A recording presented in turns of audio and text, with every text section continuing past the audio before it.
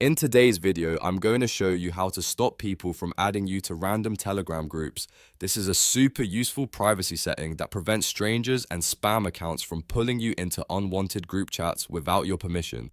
If you're tired of being added to groups you never asked to join, this quick fix will solve that problem in less than a minute. If this video helps, make sure to hit that like and subscribe button.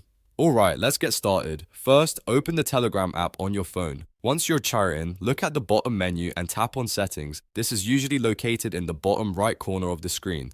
Next, scroll down and tap on Privacy and Security. This section controls who can see your information and interact with you on Telegram. Now, look for the option called Groups and Channels and tap on it. This is where you control who has permission to add you to group chats. You'll see a section that says, Who can add me to groups? Tap on that to open the permission settings. Here, you'll see three options, everybody, my contacts, or nobody. To stop random people from adding you to groups, select my contacts. This means only people who are already saved in your contact list can add you to a group.